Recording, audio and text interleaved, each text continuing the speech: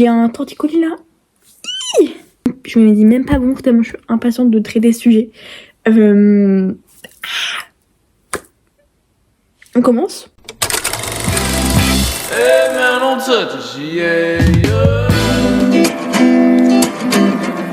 En mode Anna Wintour, une icône de la mode. Si vous voyez pas son visage, en fait, c'est qu'il y a un problème. Déjà, dans la matrice, il y a un truc qui va pas. C'est une icône de la mode.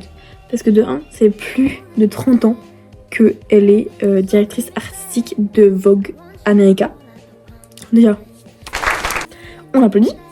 Elle a eu la Légion d'honneur par la reine d'Angleterre pour tout ce qu'elle a apporté en mode à la mode et tout ce qu'elle a fait, genre.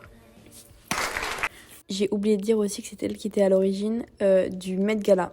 Donc le plus grand gala de charité et de mode de toute l'année. Là, quand même, je suis là aujourd'hui pour vous en apprendre plus, pour que vous en appreniez plus sur cette femme.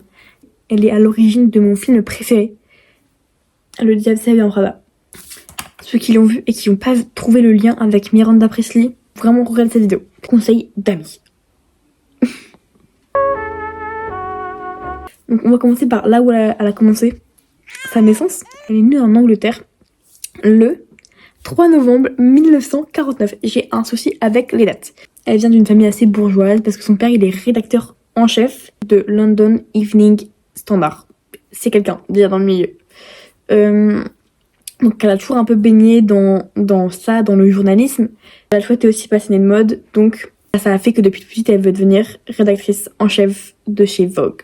Elle a aussi beaucoup aidé son père parce qu'il voulait un peu de fraîcheur, de jeunesse dans son magazine. Et quoi de mieux quand t'as une fille de 14 ans. D'ailleurs, vous voyez cette coupe de Anna Wintour. Elle avait la même à 14 ans. Elle avait la même direction artistique personnelle depuis ses 14 ans. Elle avait trop d'avance sur son âge, elle avait trop d'avance tout court.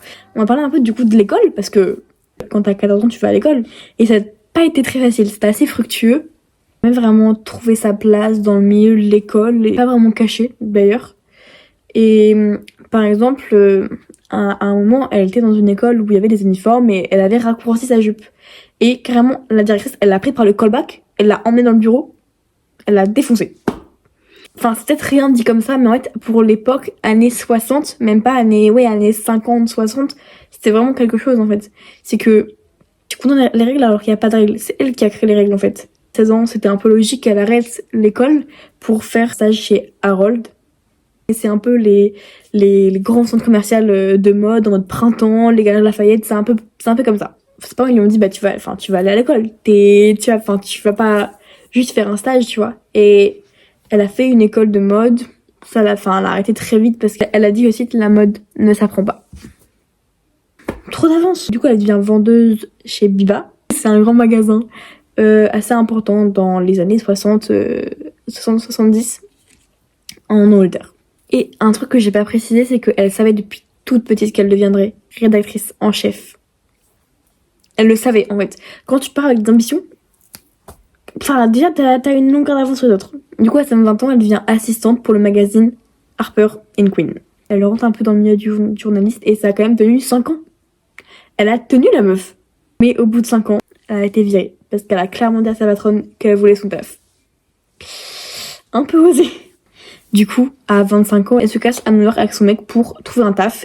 Elle travaille dans un magazine où un certain Tony Mazzola va la virer au bout de 9 mois parce que elle a pas le sens de la mode.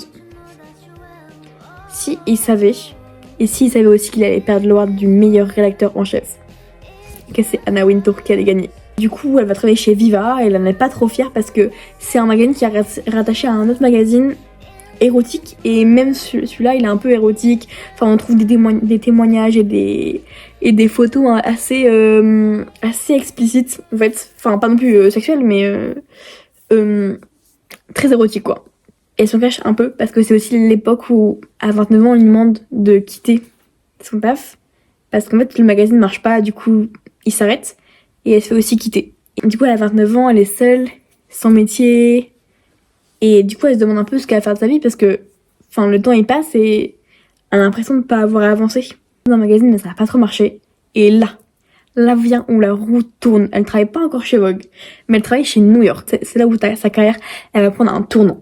Un jour, elle va être au taf comme ça et il y a le directeur de Condé Nast. Il va l'appeler et qui va faire Anna, on a un job pour toi. Et si vous savez pas ce que c'est Condé Nast, c'est un peu la start-up, le groupe qui a Vanity Fair et qui a Vogue. Il va lui dire actuellement là on est en train de créer un poste pour toi chez Vogue, ça sera directrice de création. La meuf, ni une ni deux, elle y va en fait. Je vais pas lui demander 6 fois. Du coup, elle commence un peu à s'imposer et c'est là où il y aura vraiment la réputation qu'elle a maintenant, un peu la femme froide, méchante, enfin un peu Miranda Priestly quoi. Je vous invite d'ailleurs à aller voir le film parce que c'est une pépite en fait. Je saurais pas vous le décrire. Après, moi c'est mon film préféré donc je suis pas vraiment très objective. Mais si vous voulez un peu en savoir plus sur une version un peu idéalisée des différentes branches de la mode, ça peut vraiment être sympa et il est incroyable. Du coup, elle prend un peu ses aises. On va pas se mentir, elle prend un peu ses aises, la petite Anna. Et elle change un peu toute la direction artistique du magazine. Elle va racheter un magazine d'architecture alors que c'est pas trop la came de Vogue, tu vois. Et elle va le faire changer de nom. Et après, elle va mettre des photos de mode dedans. C'est un peu aucun sens, mais là, elle est un peu perdue. Et ça se ressent. Mais personne n'ose dire quelque chose parce que on sent tous qu'elle a un talent de ouf pour ça et qu'elle est faite pour la rédaction. Et là, carrément, un jour, elle reçoit un autre coup de fil. Anna, c'est Vogue UK, t'as un taf en tant que rédactrice en chef. Mais faut pas le dire deux fois, la Tiana. Elle prend ses clics, ses claques, et elle se casse dans son pays natal en Angleterre. Sauf que arrivant en Angleterre, ça se passe pas très bien. Ça se passe pas bien. À son travail, elle a une réputation de ouf. C'est une ambiance vraiment différente. Elle arrive alors que tout le monde est très très soudé et elle se fait juste un peu lyncher quoi. Et il y a carrément Zombie qui décide de se barrer de la boîte parce que Anna y travaille. Moi je trouve ça fou. Il me semble qu'en 1995 on va lui rappeler et faire on a un poste pour toi en tant que directrice artistique de Vogue America. Cette année ça va faire 36 ans qu'elle est à la tête de la rédaction à Vogue America. Une putain de star.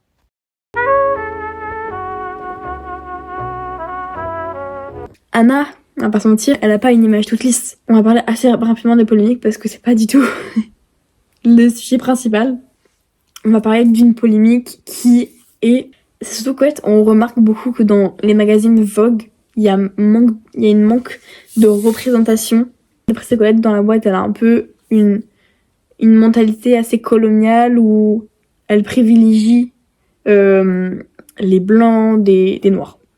Je prends à aucun moment sa défense, mais je suis pas assez renseignée sur la possibilité qu'elle soit raciste pour pouvoir l'affirmer. C'est vrai que pour ça, faut mieux aller se renseigner vous-même parce que je suis pas du tout assez bien placée pour en parler. J'ai jamais vraiment vu le mot racisme avec son nom. Du coup, je pourrais pas explicitement vous dire si c'est vraiment perçu comme du racisme, mais elle est super engagée politiquement. Par exemple, elle a apporté un soutien financier à Barack Obama. Elle est aussi ultra engagée en politique sur le côté démocrate. Elle essaie de trouver pour Vogue des gens qui s'y connaissent en politique. Ça a d'ailleurs été un de ses critères carrément de taf.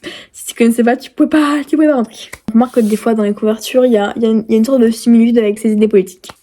Il y a notamment 2 couvertures qui ont fait polémique.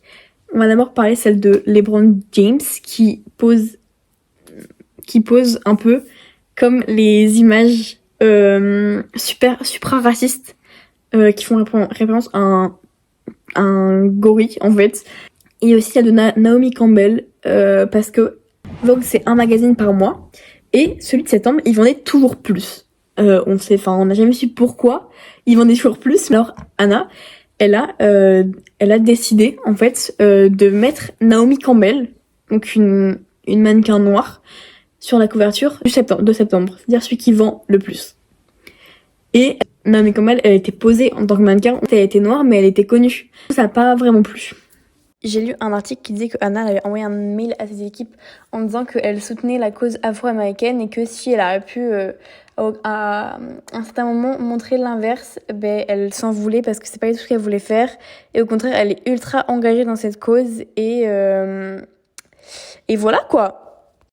On va parler d'une autre polémique aussi qui est beaucoup plus récente que celle de Naomi Campbell. c'est celle d'Harry Styles. Je pense que vous avez tous vu ce chef-d'œuvre. Je trouve que cette couverture est incroyable. Donc, cette couverture, c'est la première couverture où il y a juste un homme seul qui pose. Et elle a décidé de prendre Harry Styles, portant une robe. Et beaucoup de gens ont trouvé ça assez maladroit de mettre un homme hétérosexuel en robe au mieux de prendre une personne qui serait de la communauté LGBT, qui pourrait porter un message derrière ça. Malgré que le message soit quand même que les vêtements sont non genrés. Et du coup, elle aurait pu passer un message et c'est un peu une occasion manquée. Ça a beaucoup affecté son image. Ce qui a aussi affecté son image, c'est Miranda Priestly, celle qui a incarné son rôle dans Le Diable s'habille en Prada. Enfin, c'est pas explicite parce que Miranda Priestly, elle est directrice artistique de Runway, qui serait du coup l'équivalent de Vogue. À la base, ce film, qui est sorti en 2007, c'est un livre qui a été écrit par une assistante d'Anna Wintour, qui a été un peu traumatisée parce qu'elle a vécu avec Anna. Même si le film a été vraiment beaucoup romantisé, donc je peux pas parler du livre parce que je l'ai pas lu, mais j'ai lu énormément d'avis dessus et c'était extrêmement romantisé. C'était vraiment appuyé sur le fait que Anna Wintour était un tyran en fait. Et depuis ce film, son image a été un peu entravée. Elle a marqué un peu une évolution parce qu'elle fait des émissions un peu humoristiques où elle sort vraiment un côté humoristique qu'on n'avait jamais vu avant, ou même elle passe dans Vogue en tant que guest. Voir une évolution quand même avec le fait qu'elle est beaucoup moins froide depuis la sortie du film, parce que ça a vraiment été révélé au grand jour en fait que Anna était pas super sympa, mais là elle commence à prendre de l'âge, c'est normal qu'elle s'adoucit avec le temps, c'est ok en fait. Et Anna Wintour, la grandeur qu'elle est, elle est un peu en train de se casser la gueule parce que c'est normal, la meuf elle a 72 ans, elle est là depuis plus de 30 ans. C'est normal au bout d'un moment de un peu lâcher la rampe, et c'est ok, c'est totalement ok en fait. Et d'ailleurs il y a quelques années, elle était un peu genre à ça de se faire virer de Vogue, mais elle est toujours là et j'espère qu'elle sera encore là pour longtemps. Mais même si c'est vrai que dans les autres pays on peut remarquer que les couvertures elles sont un peu plus originales, bah Vogue America c'est vraiment incarné par Anna Wintour. Citez-moi un autre directeur artistique que Anna Wintour. Dans Vogue America, personne peut en citer parce que c'est elle qui a vraiment créé l'image de Vogue de maintenant. Et tu peux pas la virer comme ça. Après, c'est juste mon avis et je sais que je partage pas du tout le même que d'autres et c'est ok en fait.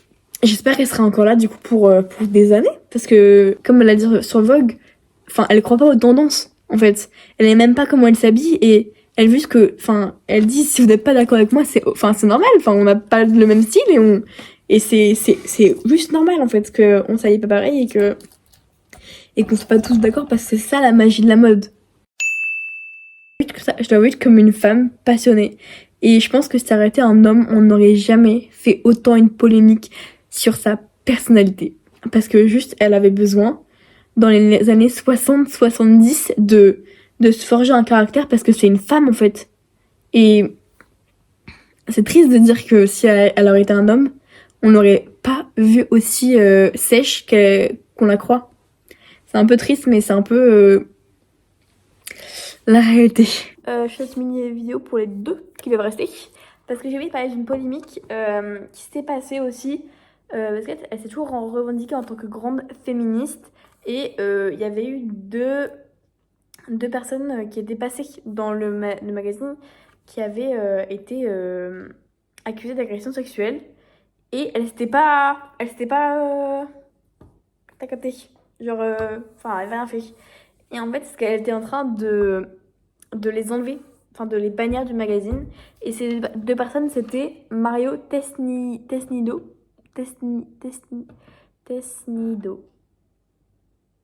et Bruce Weber. Voilà, ça a intéressé pour une dernière petite information sur elle. C'est cadeau. cette vidéo vous a passé Sarah Wintour, il y a des millions de biographies d'elle qui existent, et des films et des documentaires, et il y en a plein en fait. Donc je vous invite à vous renseigner plus sur la mode parce que c'est un monde de ouf et j'ai pas fini de faire des vidéos sur la mode. J'ai envie de parler des différentes maisons, des gens influents, Karl Lagerfeld, etc., Vogue. J'ai envie de faire plein de trucs comme ça et c'est que le début en fait. Il y aura pas que ça. Hein. Ceux qui aiment pas, restez, partez pas. Hein. Bon, moi je vous souhaite une agréable soirée et gros bisous!